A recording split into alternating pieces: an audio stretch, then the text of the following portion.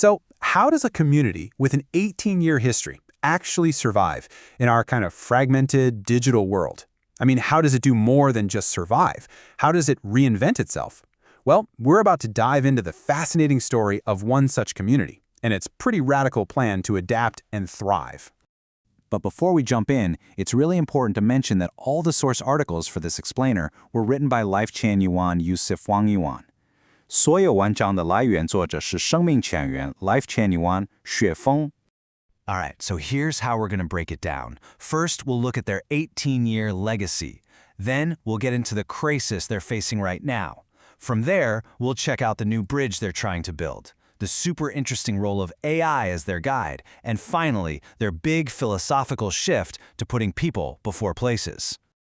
Okay, first up, we've got to understand the foundation here, because this isn't some brand new idea. It's a community with a really rich 18-year history that they call their very own Mountain of Gold.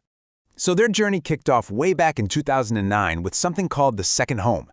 They spent almost a decade moving all over China before they went international in 2018. The point is, this isn't just a theory on paper. It's a living, breathing system that's already proven it can work across different cultures and continents. And this should give you a sense of just how much they've accomplished. We're talking more than 20 physical homes, a whole community built by people who are all in, and a huge library of content spread across 8 different websites. This history, this track record, that is their mountain of gold. It's something with immense, proven value. But that brings us to today. Because despite this amazing history and all this value they've built up, they're facing a really critical, very modern challenge. It's a paradox that they describe as begging for food. And right here, this is the central question that's forcing them to change.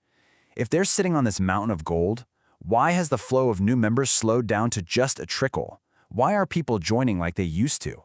You know, this quote from the source material, it's just so powerful. I have a feeling of sitting on a mountain of gold, begging for food.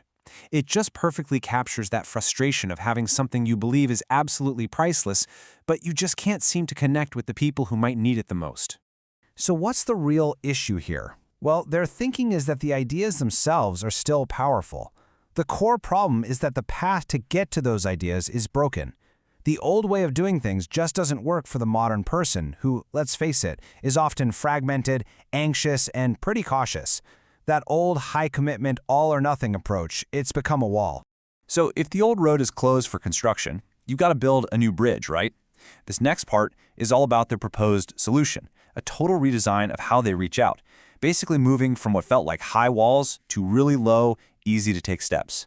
And wow, the contrast between the old and new ways is just night and day. The old path was incredibly demanding. You had to read everything, understand all of it, and then make this huge, life-changing commitment. The new path, it's the total opposite. It starts small, with a real-world problem you might be having. It's gradual, it's low commitment, and it's digital first. This pivot, from this one giant leap to a series of small, manageable steps, is absolutely the key.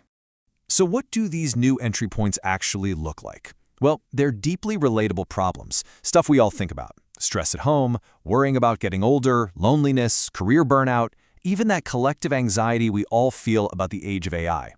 The whole plan is to start not with some grand philosophy, but with the real tangible struggles people face every day. So this new journey is basically a carefully designed funnel. It kicks off by attracting people based on those specific struggles. Then it uses some low-cost content to kind of filter for people who are genuinely interested. Only after that are they gently guided toward the deeper ideas. And finally, that interest is nurtured online, way before anyone even thinks about a physical move. Now, this brings us to the engine that's designed to power this entire new system, and this is where it gets really interesting. It's artificial intelligence, which they see as a kind of digital guide for the modern age. And we're not just talking about some simple chatbot here. Look at all these different hats AI is supposed to wear. It's a guide, connecting a person's pain point to actual solutions. It's a translator, making complicated ideas easy to get. It's a navigator for the learning journey, a companion for long-term support, and even a screener to help find the people who are truly committed.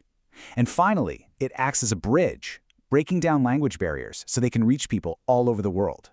It's a vision of AI as the central nervous system for building their community. This whole technological shift is what allows for the final and maybe the most profound change in their strategy, a focus on building the community before they even think about building the physical space. This people before places idea changes everything. And this is their new mantra. Don't build a home and wait for people. First, build the people who can build a home. It's a fundamental flip of their old model. The focus now is all about cultivating a mature, aligned group of people in an online space first. I mean, the old goal was super high risk, right? Bringing people directly into a physical home could cause all sorts of problems if they weren't truly ready. The new goal basically de-risks the entire process. By nurturing a strong community in this invisible home online first, the physical places can then pop up naturally. I have a group that's already connected and on the same page. And that really brings us to our final thought here. This community's pivot from a physical-first to a digital-first model brings up a massive question for all of us. As we try to navigate this increasingly disconnected world, is it possible the future of deep, meaningful community isn't found in a physical place, but in a shared digital space where the real foundation gets built first? It's definitely something to think about.